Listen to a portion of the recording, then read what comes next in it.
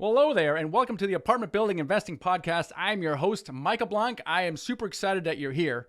Today, we are going to explore the secrets to scaling your syndication business.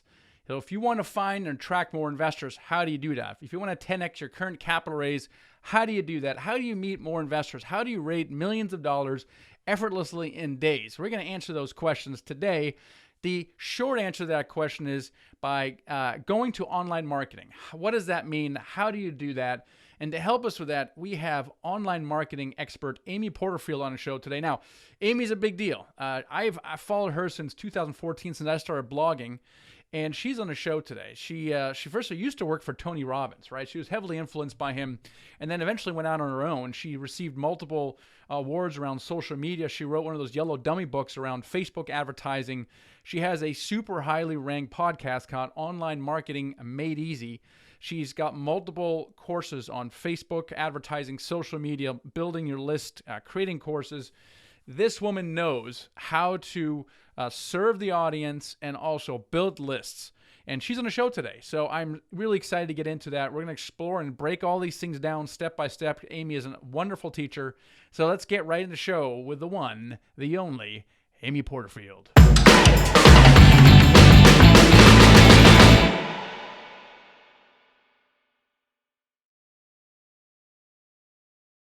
Amy, welcome to the show today. Well, thanks so much for having me. I'm thrilled to be here. Yes, I'm super excited to get into this stuff because I followed you when I first started getting into online marketing back in, 2014. I basically studied everything you've ever put out. I bought your course. I got your list building stuff. So I applied all your techniques. And so I am just super honored and grateful that you're here today. Well, I'm honored too. And I love to talk to people that actually learn and do the work and make themselves hugely successful like you. So this is truly an honor. Well, this is important for everyone listening and watching this is we have, in order to scale our syndication business, we have to go online. There's only so much money that you can raise one-on-one. And if you're listening, watching this, you've done this, you know that if you want to 10x your capital raise business, you have to start scaling. And there's no one better at scaling and online marketing than Amy Porterfield. So I want to get into getting started in list building, but catch us up for people who haven't heard of you before. Give us a little background on yourself. A little background. Okay, so I started in corporate and I worked for Harley Davidson in marketing and then for Tony Robbins, the peak performance coach, in all things content development. So I made my way up through that business for about 7 years, traveled the world with Tony, got to work on the content that he does in his digital courses, as well as on stage, like UPW, Unleash the Power Within, or Date with Destiny, whoever knows Tony Robbins content. And I did that for almost 7 years. And then I got the entrepreneurial bug. And I decided about 11 years ago to go out on my own and start teaching online marketing through digital courses. So it was a little rough in the beginning, but I finally kind of got my sea legs and figured all this out and have built a multi-million-dollar business teaching people how to grow their own online businesses. Yes, you have. Now, it's got to be really cool working for Tony Robbins. And I'm like, why would you ever leave, Amy? Right? I know. And that's a question I get asked a lot. So everything was so amazing about that. The fact that I got to work with him and learn from him is fantastic. But the challenge is he teaches you how to be an entrepreneur, how to go out and go after your dreams. So it's almost like you couldn't not learn from him and want to go do it. And so that was one of the things. I also wanted to be my own boss. As much as he was such a great guy, I didn't want a boss. I didn't want to be on somebody else's time. And I had just gotten married and I was on the road all the time. And I thought, I want to call the shots. So this desire of freedom and wanting to be my own boss is literally why I left that organization. All right, so you wanted your own boss. That's get it. Yeah, you drink the Kool-Aid and you're like, shoot. After once, I gotta go out on my own. So how did it go? You said it was a little rough in the beginning. So what happened? So I left corporate thinking I'm going to go out, create my own digital courses and make millions of dollars because I had worked with a guy that was doing it. I was learning how to do it inside of that company and I had seen so many other people do it. Well, I went out on my own, had no idea how to create my own digital course and needed to make money quickly. I didn't save a bunch of money before I left. And so I started consulting for social media. And so I often joke that instead of having one big boss, literally, Tony's a big guy, I had 8 mini bosses, all these clients bossing me around, telling me what to do. I had no idea how to create boundaries. So I had created a business I hated. I did that for about 2 years and I thought, this is ridiculous. So I finally created my first successful digital course. I had some failed starts along the way, created my first successful digital course about 2 years in and then never looked back. So I don't do consulting. I don't do coaching. The only thing I do is sell my own digital courses or a membership site or promote somebody else's. And that's how I make my living. And I love it that way. So what was the main mistakes you made? One of my things I heard is that you had clients. Clients are kind of a pain in the butt, especially when you're working one-on-one with them. But it sounds like you pivoted and kind of created your own product, which was cool, but it didn't really succeed. No. What was the problem with that? What did you figure out? Two big things that I made the mistake on, and I teach my students this not to make these mistakes. Number one, I thought I needed to niche myself really fast and be known for something. So my first course I created was how to teach authors how to launch their books online. Now, I had never done that successfully, so I don't know why I thought I could teach it. I knew enough about social media, but not enough to be an author and teach authors. And so I did not have the expertise in the area I wanted to teach. I could have chosen something else. So I think everybody has a course in them and has expertise and knowledge to bring out into a course. I just didn't choose wisely. So that was number one. Number two, I did not have an email list. So when I marketed my first course, I had nobody to market to except a really small social media following. Social media can be fickle. And so with that, not having an email list was like death to my launch. So that's why I teach everybody, if you're going to do any kind of business online, you must have the most important asset, which is an email list. So how did you figure out then who to market to? It sounds like you were marketing to an audience you didn't really know. You maybe thought, hey, the market is good and I'll make a bunch of money. I don't know. And how did you then figure out what to actually create and what audience you want to serve?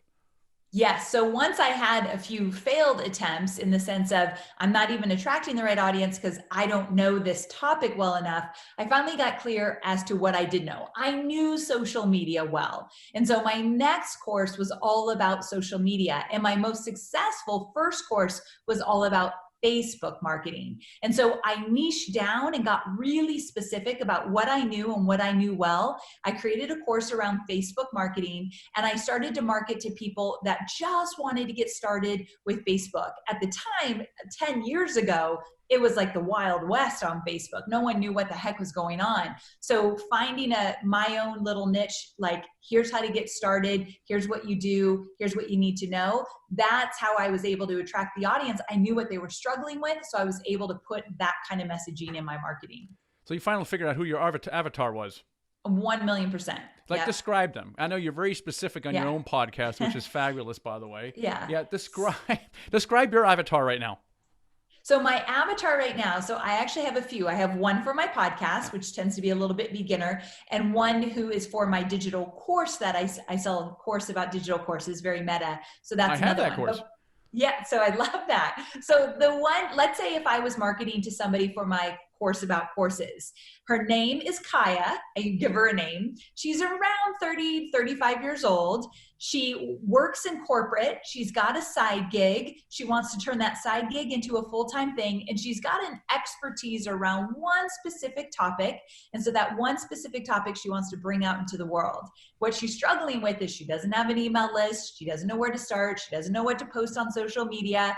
And so she's looking to get confidence in content creation and being consistent so that she could leave her full-time job, create this digital course, and make money. So that's how I develop my avatar. I tell a story about her. I love that. You can probably describe my audience, but their name is not Kyla, right? It's most likely male, unfortunately. But Gotcha. But you guys, you can probably recognize yourself in that. You want to do a certain thing, raise a bunch of money. You can't meet enough investors, and you have no idea how to do it because you're starting from scratch. So I love that because it's so important.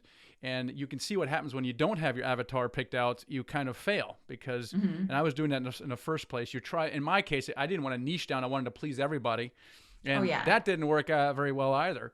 So being very clear, I love how you named your avatar. How old are they, and what are they struggling with right now? And that's absolutely critical. Now, the other thing you said that you learned was about building a list.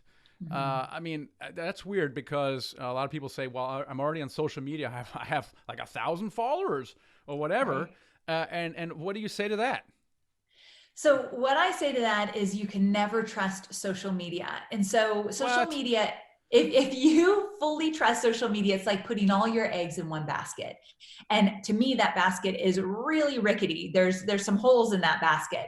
And the reason being is like a perfect example years ago when Mark Zuckerberg decided to change Facebook's algorithm, and all of a sudden, all your organic traffic that you used to get on Facebook now had to be paid for. Like that was a really big switch that we instantly saw.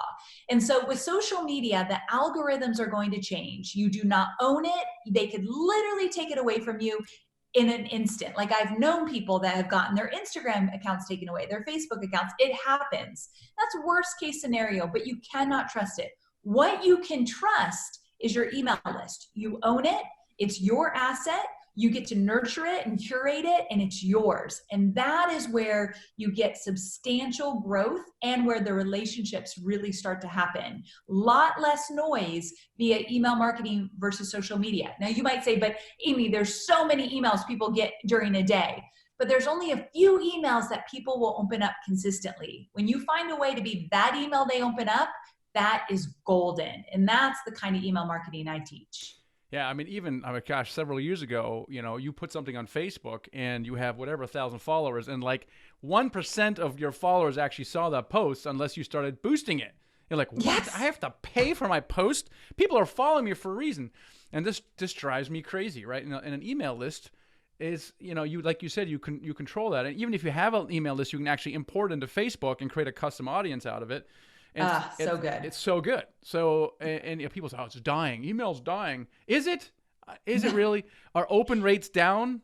Yes. No, I mean, not for Yeah. me. But okay, Good. if you look, I don't know what you're comparing it to, but I really do believe this is how I teach my students. If you had an email list of 100 people that were opening up your emails, and you're like, oh, just 100 people. I always say, invite those 100 people over to your house, get them in your kitchen, invite them over for coffee. 100 people is going to seem like a lot of people. And for what you teach and what you're doing, you don't need hundreds of thousands of people on your email list to be successful with email marketing and what your end goal is. So I believe it is alive and well, especially for what you're doing with it. Well, actually, you picked up on that, Amy. You don't know much about the syndication business, but you said something very insightful right now, because you're right. For syndication business, you don't need a list of 10,000 people. Now, if you're selling a digital product, you might, possibly, You're right. arguably. But what we're doing, yeah, I mean, imagine 10 people who are invest with you at an average of $70,000. That's $700,000 raised from just 10 people. How big does your list have to be to get 10 people to invest with you? Not 10,000. Exactly. No. And if you get really good and make it your mission to communicate via email marketing in a really personal, conversational way, that list can be very small and very profitable. And lucky you, that's not what it looks like in my world, but for you, that's a huge plus. That is a huge plus. Yeah. And I totally forgot about that. Now, I Yeah. mean, but the question is, how do you start this from scratch, right? And I know Yeah. your avatar basically is, I don't have a list. Like we talked about launching this and that and book and selling whatever, and launching a webinar where I can raise money. But if I don't have a list, I am launching to an audience of basically zero, Right. and that frustrates a lot of people. So how do people start creating a list? Okay, so I'm going to tell you, but then you stop me if like what I say just wouldn't resonate with your audience, okay? Because I want to make sure it's really applicable to who's listening. So the way you start an email list is you've got to start with creating content on a consistent Keep basis. going. And okay, so whether that be a blog or a podcast like yours or a video show, I'm the rain or shine every single week kind of girl where you get out your original content and you offer value consistently. So that's the first way you start building your foundation for list building. Now, some people might say, what does a blog post or a podcast have to do with list building? Well, it's not the only thing, it's the first thing. Once you have this consistency, you're going to start growing your audience. The more you show up, the more people start to follow and be loyal to whatever it is you're putting out there, and they want to listen every week or read every week. From there, you create a lead magnet. You have to have a lead magnet. What is So that, we're Amy? going, yeah, so we're going to go there fast. So a lead magnet is something of value, a PDF, cheat sheet, checklist, guide, a short video, a short audio. It is one piece of content that you give away for free in exchange for name and email. So that means it goes behind an opt-in page. You drive traffic to an opt-in page. They give you their name and email. You email them your freebie of whatever it is. So freebie, giveaway, lead magnet, there's different names for this, but it's all the same thing. Now, what I teach with the lead magnet is that it has to be irresistible. It's got to be some of your best stuff. I'm all about giving some of your best stuff away for free. I want them to get this lead magnet and think, I can't believe that he gave this to me for free. That's how good I want it to be. And email is a hot commodity. Somebody giving you their email these days, they don't give it up as freely as they did 10 years ago. So you've got to work for it a little bit. That's why this lead magnet needs to be really good. You just need one though. You don't need 20 lead magnets in order to grow your email list. One really good one could do the trick. Yeah, that's right. So ours is called, what's a better investment, the stock market or real estate?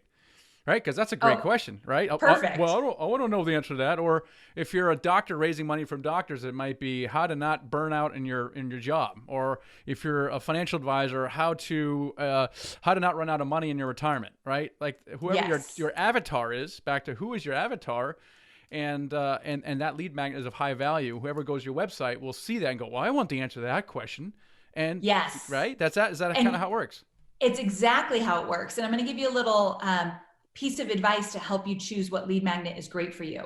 I call it the invisible bridge. So it's where your audience is now and where you want them to go. And eventually where you want them to go, am I right? You want them to invest. Is that right? That's right.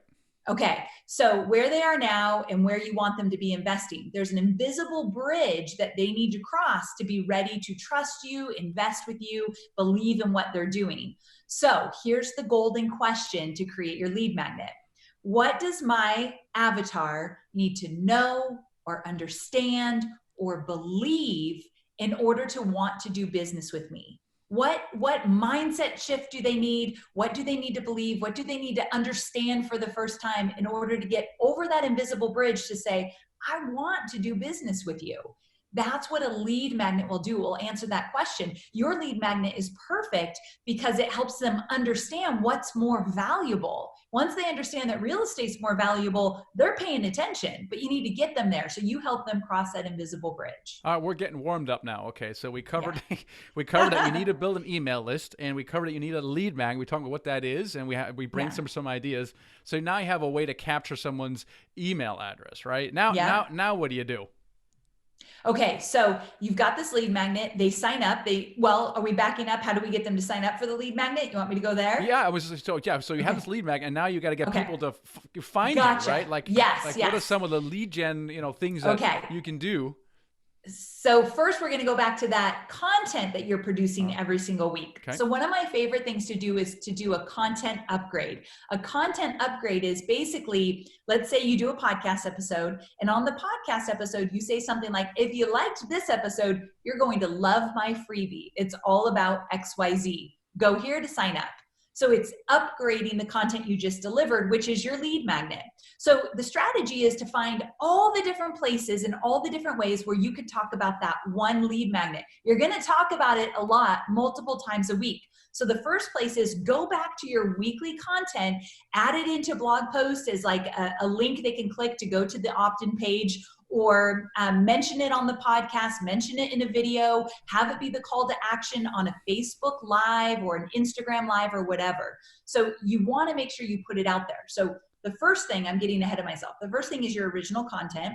The second thing is on social media. So you could actually do, like I said, a Facebook Live where you teach a little and then you say, if you like this, you're going to love my freebie, go grab it. We typically don't call it a lead magnet out in the world. That's like our internal marketing term, but you've got a freebie, you've got a guide, you've got a cheat sheet, I've got a great free resource. Those are some of the things you might want to say about it, but you just always are sending people to it. Now, the trick is to have a really easy URL. So for me, it might be amyporterfield.com/list building. And so it will take them right to something that will give them a freebie around list building. I always have it very easy like that. And so you want a really easy URL that just rolls off your tongue and you can say it. The key is to say it anywhere and everywhere. So again, social media, on your blog. If you get featured on somebody else's podcast and they allow you to, you can talk about it there. So, and you can guest post and put it in your bio on a guest post. I want it everywhere, in the bio of all social media. Like, I'm flooding you with ideas, but these are all the places you want to put it. Right. So once you have the lead magnet set up, you basically want to talk about it everywhere. And I remember when I first started putting out content, I didn't have a problem putting out content. I was very regular, because I'm listening to you. And so I'm putting out, weekly content. But what I thought that putting out high value content, people will eventually just discover me and start buying stuff for me, which sort of happened. But I don't know, some point I noticed that you were putting lead magnets everywhere. In fact, you started having a lead magnet for every single podcast episode. I'm like, oh my gosh, the level of effort required to do that. No, that got a little too crazy. I stopped doing that. What I realized was that every piece of content you have to have a call to action in. And that's what I was not doing. Now, it's self-promotional to some degree, but you're also not serving your audience, because your audience is reading this thing. And if they read your thing, well, what are they going to do next? Well, you should read this other thing, or watch this other thing, or download this thing. You're actually not helping them go to the next step by not doing that. And so I stopped doing that, and just I started to become more intentional with my content. So if I'm writing a particular content, you do this, you have 20 different lead magnets, but you talk about list building, you're going to have some kind of list building freebie. If you're talking about social media, you're going to have some kind of social media checklist, very relevant to the blog post. Yes. And so you're being very intentional. Now, we're skipping over one thing, which is you got to put out content. And a lot of people in my audience don't consider themselves writers at all. And they really struggle with the idea. Now, I know that because we're offering a workshop to help people with this stuff. And we know how they come in, put them to the sausage factory, and they come out writing blog posts. So we know it's possible. But right now, people think, I'm not a writer. What do I do? So I have a question for you. Do you think that video and audio works well for your students? What if they don't want to write? Yeah. All right. Yeah. Okay, great. Because I am not a writer either. Writing just takes me a long time. So I used to have a blog, and I stopped doing my blog posts, but I started doing my podcast, which, as you and I both know, is incredibly powerful to a business. And so I think you just need to commit to one thing. So if you're not a writer, you can learn it. I love that you have a workshop that teaches that, because I think it's a great skill that all marketers who have a business should know. But you can also do a weekly podcast, a weekly video. You can jump on Facebook Live. Some of my students, the only thing they do is every single week, come rain or shine, they're on Facebook Live, where they teach something and they've got a call to action to their lead magnet. I think the secret here is consistency. I've seen people have huge success and they're not even that good, but they've got a great product. They're just not that good in writing their blogs, or that good at writing or on video, but they show up consistently and they've got good content. So they just deliver the best they can and they do great. Yeah. So we're not looking for perfection. And that's a key. You're not looking for perfection. Yeah. A lot of our people are. I don't like the way I look at video. I don't like the way I write. But, we had one of our participants, he's sitting there talking to his phone, and it's all shaking. He's all over the place like this. And he posts this thing. And at first I would say, can you do it? And as I caught myself, I was like, stop it. The man is videoing himself. He's posting on YouTube, and that's really all that counts. Now, he's going to look back on his own video a year from now and go, oh my gosh, he's going to cringe. He's going to cringe. Yeah. But it's exactly right. Pick the medium that you love the most. Some people like to be quiet and they like to write, like a diary. Other people love to speak into a video, into a phone. That's easy to do, and podcast is easy as well. And so pick your favorite medium. I think the point is that you said is be consistent. Pick one thing and then just kind of do it. And don't be a perfectionist.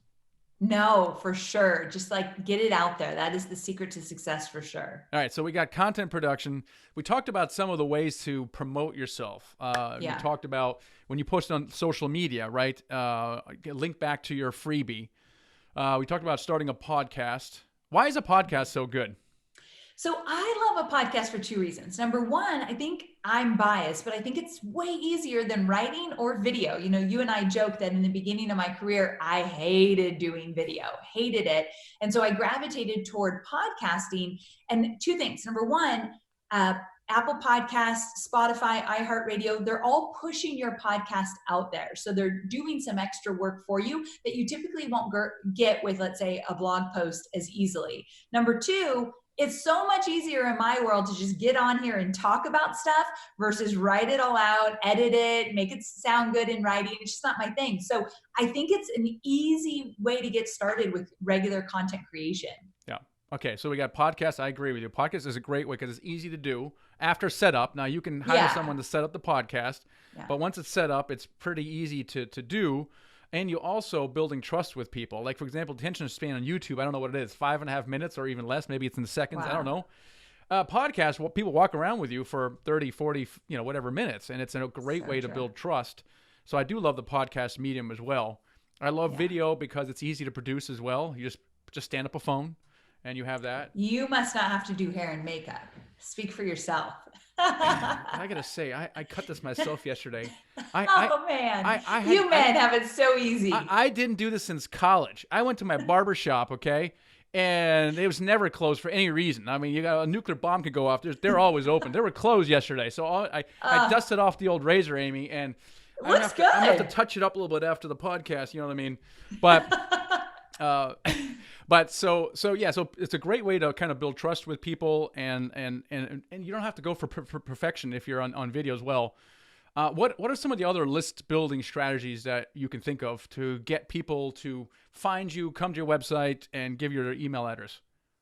So another one, and I think we're going to talk about it, but Facebook advertising was the first one I used for list building. And it's something that you do not need to put tons of money in, especially with list building versus like promoting something. When you're list building, you can start out with $10 a day and ease into it. But it literally is the very first strategy I use beyond just organic posting on social, hoping people would pay attention. So I think we should talk about it. Let's do it. Let's do it. It's one of those things where I love Facebook advertising. And some people might even love it as well. The problem is it costs money on the one hand, and number two, it's kind of a art and a science, and it appears to be a little bit more of an art possibly than a science. So getting into it it has always looked from the outset looking in kind of an advanced sport that requires a considerable investment to get into. Now, you obviously teach on this. So what are your thoughts on this? How does one get started with Facebook advertising? So the first thing I would suggest is keep it really, really simple. You mentioned this earlier, but it still works very well today. And that is even if you just started with boosting a post. So let me give you an example of that. You might jump on Facebook Live and teach something new, and then make sure you have your call to action to sign up for your lead magnet. So you got to be very deliberate with, if you're going to boost something, there always should be a call to action at the end of it. So you do this video, let's say 3 people show up, your mom, your cousin, and your brother. And you're like, well, this was a waste of time. It doesn't matter who shows up live, because what you're going to do is you'll see, without getting into all the specifics and what to click and when to click it, you'll see on Facebook that you could turn that post, you could boost it into a Facebook ad, and you could target other people that would find that post really valuable. Now, what I want to point out is that one of the best reasons why I love Facebook advertising is what you said earlier, which is about lookalike audiences or uploading your email list to market to people that way. And so I want to point out something. One of the benefits of growing your email list is exactly what you said. You could take that email list, upload it to Facebook. Facebook will look at its database and match it up with the emails you have. And then they can do 2 things. One, send an ad to those people, and we'll tell you why you'd want to do that in a second. But more importantly, create a lookalike audience. Facebook is so good. They are the big brother. They know what people are doing at any minute on their network. They will find more people like the people that signed up for your email list already. So you put that lead magnet in front of them via Facebook lookalike audiences, you will grow your email list. And it's not incredibly expensive. Let me back up really fast though. You could upload that email list, put it on Facebook, and market to those exact people. You would do that when you're running a promotion and selling something. That way you're not running Facebook ads to a cold audience. It's your audience. You've already attracted that audience, and now you're going to attract them on Facebook. There's a value in emailing and getting on social. I want you to do both. I don't think you should do one or the other. I want you to do both. Yeah, I like that. Okay, so there's again the value of the email address, because I can create a custom audience, but I can also create what you call a lookalike audience, where Facebook will say, "Oh, there's 100 people here. I'm going to expand it to an audience of 5,000 that look just like that." and I don't Yes. even know who they are. Also, you can have the website visitors, right? So Facebook makes it really easy to create these different custom audiences. Yeah. And the idea that, I mean, one of the I guess, I think false beliefs is that I need to have a digital marketing company to create the ad for me, which implies copy. But you just said, my gosh, everybody can put a social media post out there, just a teaching with a blurb. Hey, check this out. And you boost that, all of a sudden you're in paid Facebook traffic, and it's really super easy to do. It is. And it's like just getting started. So here's the great thing that happens with Facebook ads. Let's say you boost a post and it gets you, let's say we're making this up, 20 new leads. So 20 people that signed up for your lead magnet. You will get the Facebook ad bug that you're like, what else can I do? That was pretty awesome. So you start to explore even more. You can definitely take a course to learn how to do Facebook advertising. You could hire someone to do it for you. But what I love and what I did from the very beginning is I figured it out myself. And then I got some help with a course early on, but I didn't hire someone until I knew what the heck I was doing. And here's why. The second you hire someone, I've seen too many horror stories that you have no idea what they're doing, no idea where your money's going to, and you just spent a whole lot of money for what you thought was going to be a lot of leads, and it's not.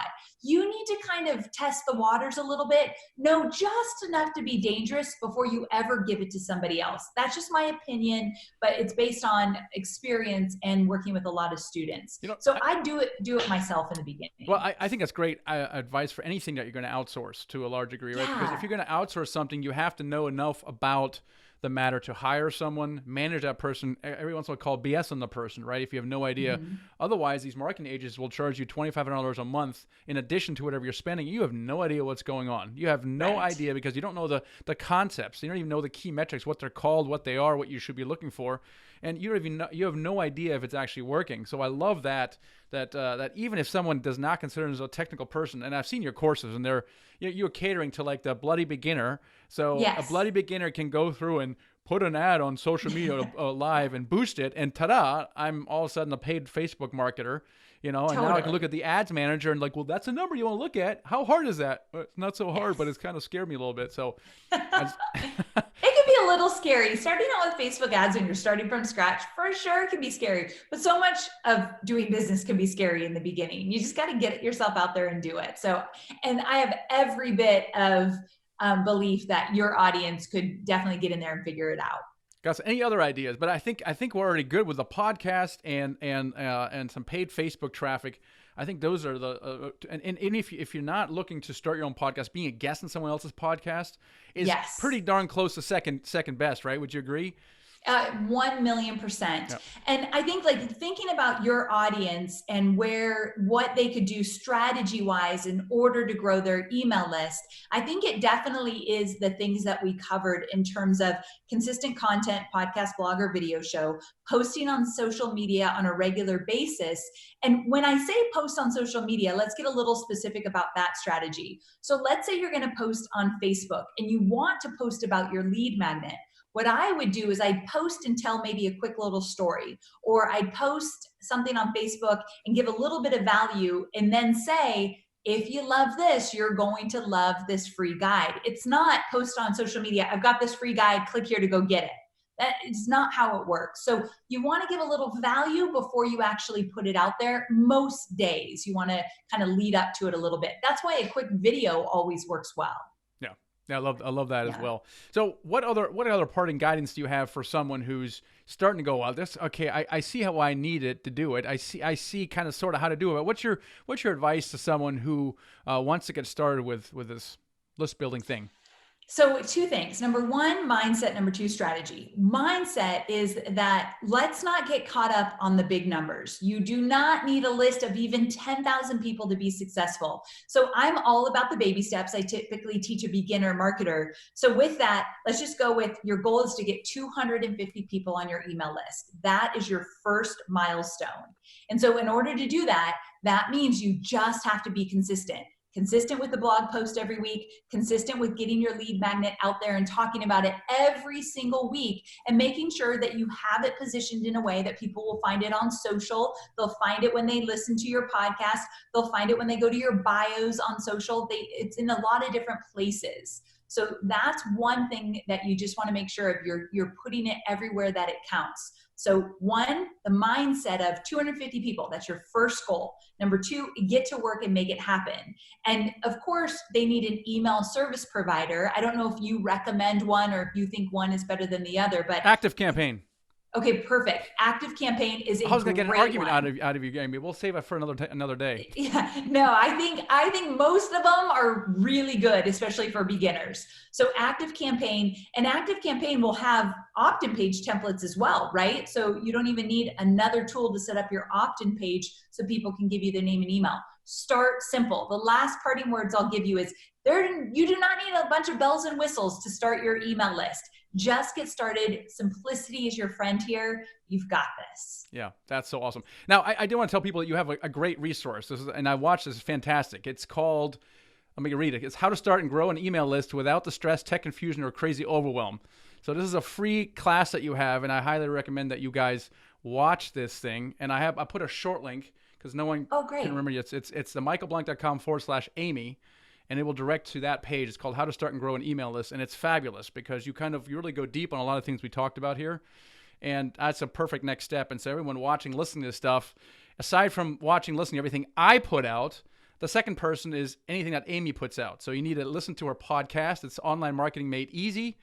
And then check out this thing and just simply start listening to what she has. So there's a very small number of podcasts to listen to, and you're one of them because you're always got great ideas.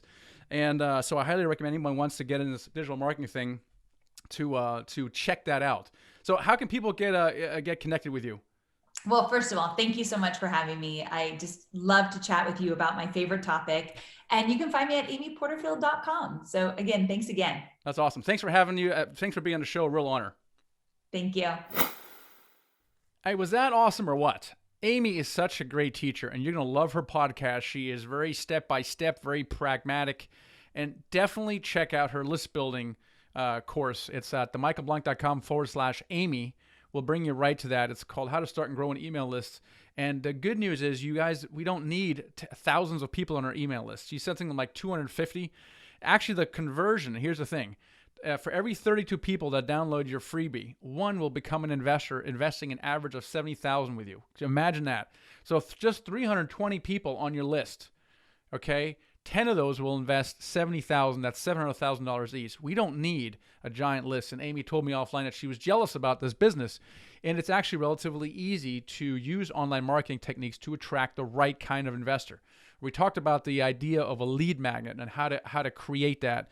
We talk about the importance of your avatar, because then you know exactly who to say it to, how to say it to them, what's on their mind, what do they want, what are they afraid of, what are some of their limiting beliefs or false beliefs, who exactly is your potential ideal investor, and how do you speak with them, and then you craft a lead magnet for them. So definitely check out our list building course. It is fabulous. And just as a note, everything that Amy puts out is fabulous, including her podcast. You definitely need to subscribe to that right now because it's going to scale your business in a massive way. Now, as I said on the show, we have also started creating a workshop called the Platform Builder Workshop. So we have something that we implemented called the Platform Builder Framework, which is the exact set of automations and lead magnets and funnels that we use at Nighthawk Equity to literally raise $8.3 million in days. And after we implemented that, we have 10x'd our ability to raise capital in 12 months. And the people have gone through the workshop have on their way to doing the same exact thing. So right now, if you're watching this live in May, a workshop, the enrollment is actually open. And this is a live workshop, okay? This is something where you're working directly with me and my marketing team to implement the same exact automations that we have done. And the Platform Builder is a framework, is a proprietary system that we've developed and tested that fills your pipeline with the right kind of investor so you can confidently 10x your syndication business in the next 1 to 2 years. So enrollment does close May 8th. All right, so if you want to check it out, we have an introduction to the Platform Building Framework that is free at themichaelblank.com/platform. That's a webinar we did just a short while ago that you can check out and see if it's right for you. If you're ready to check it out and possibly sign up, then schedule a call with us. You can do that at themichaelblank.com/platform-call or platform call, all one word, and you can just explore whether it's right for you, if there's a fit for right for you. We're looking for, again, that right person. We're looking for people who want to scale their syndication business. You've either raised some money before and you're struggling to basically 10x the raise. If you raise $500,000 more, you want to raise $5 million, or you haven't raised any money yet, but you get it. You're like, I want to raise $5 million this time next year. How do I do that? This is the answer. So this is a really cool program where essentially we not only show you how to do, we actually implement it for you. It has a done-for-you component, so you don't have to be a technology person, but Amy said you have to know enough about the technology. We're going to teach you that. You don't have to be a writer either. We make it super easy for you to do that by giving you questions and templates that you modify or speaking into the phone. So we will teach you the art of creating content consistently like Amy has done. So if that's interesting to you, then go to themichaelblank.com/platform for the free training. And if you're ready, schedule a call at themichaelblank.com/platform call to do it as well. If you're watching this after May 8th, that's okay. Just keep going to themichaelblank.com/platform. I'll have something there, and you can put your name on the wait list, and we'll open it up again later in the year. We'll probably run the workshop 3 or 4 times a year. I'm super excited because especially in a time like that, we want to educate investors who have traditionally invested in the stock market, and we want to show them there's another way, a better way, and that's multifamily syndication. So I'm really excited about the product that we have, which is multifamily syndications. We can help a lot of people, and collectively we can get the word out and get more money out of Wall Street into Main Street. So hopefully you'll join me and join that exclusive club of platform builders. Thanks for your kind attention, and we'll catch you next time. Hey, and before you leave, make sure you subscribe to my channel below. We put out videos every single week, and you don't want to miss it. Also, if you haven't done so already, grab my free ebook here, okay? It's The Secret to Raising Money to Buy Your First Apartment Building Deal. It's a good one, so grab that. And hey, check out another video.